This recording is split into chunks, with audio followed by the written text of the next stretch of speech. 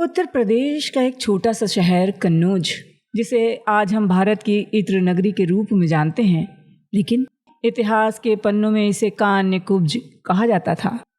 ये नाम सुनने में जितना प्राचीन लगता है, इसके पीछे की कहानी उतनी ही हैरान कर देने वाली है। तो आइए जानते हैं इसका नाम कान्यकुब्ज या कन्नौज कैसे पड़ा। कहानी शुरू होती है सतयुग में। उस समय इस नगर का नाम था महोदय और यहाँ के राजा थे कुशनाभ। राजा कुशनाभ की 100 बहुत ही सुंदर और गुणवान पुत्रियां थीं।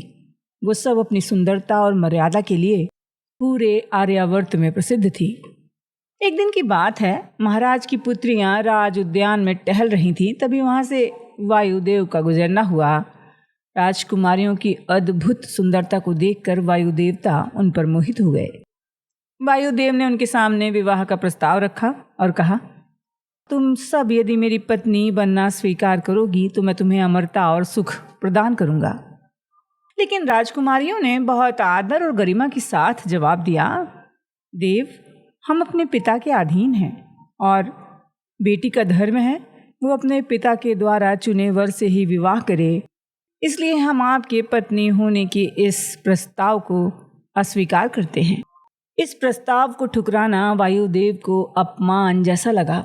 क्रोध में आकर उन्होंने राजकुमारियों को शाप दे दिया। उन्होंने कहा, तुम्हें अपनी मर्यादा और रूप पर इतना गर्व है, आज से तुम सभी कुबड़ी हो जाओगी। शाप के प्रभाव से उन 100 कन्याओं की पीठ पर कुबड़ निकल आया।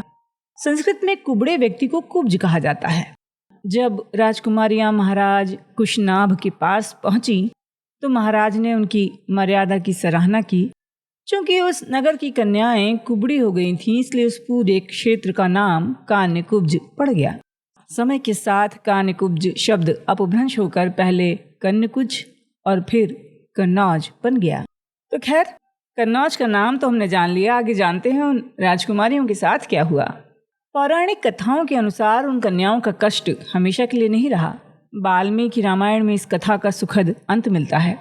अब इस कहानी में प्रवेश होता है राजा ब्रह्मदत्त का। उस काल में चूली नाम के एक तपस्वी ऋषि थे। सोमदा, जो कि एक गंधर्व कन्या थी, लंबे समय तक चूली ऋषि की सेवा में थी। जब ऋषि चूली सोमदा की सेवा से प्रसन्न हुए, तब उन्होंने सोमदा से वरदान मांगने को कहा। उसने एक धर्मपरायण पुत्र की इच्छा व्यक्त की। महान तपस्वी मुनि चूली ने अपनी मानसिक शक्ति से सोमदा को ब्रह्मदत्त नाम का एक मानस पुत्र प्रदान किया। ब्रह्मदत्त न केवल राजा थे, बल्कि वो ऋषि पुत्र होने के कारण अत्यंत तेजस्वी और आध्यात्मिक शक्तियों से संपन्न थे। ब्रह्मदत्त काम्पिल्य आज के फर्रुखाबाद क्षेत्र के राजा थे। जब राजा कुशनाभ ने ब्रह्मदत्त के गुणों के बारे में जाना तो उन्होंने अपनी सभी 100 पुत्रियों का विवाह उनसे करने का निश्चय किया। विवाह का दिन तय हुआ। राजा ब्रह्मदत्त बारात लेकर राजा कुशनाभ के दरबार में पहुंचे। शास्त्र सम्मत विधि से विवाह संस्कार शुरू हुआ। जैसे ही राजा ब्रह्मदत्त ने विवाह की वेदी पर पहली राजकुमारी का हाथ पकड़ा, वैसे ही अद्भुत चमत्कार हुआ। ब्रह्मदत्त के स्पर्श के प्रभाव से, उनके तपोबल से उस राजकुमारी का कुबड़ापन तुरंत गायब हो गया। वो पहले जैसी सुंदर और सीधी हो गई। इस तरह एक एक करके ब्रह्मदत्त ने सभी 100 राजकुमारियों का हाथ थामा। वो सभी शाप मुक्त हो गई और अपने दिव्य और वास्तविक रूप में लौट आईं।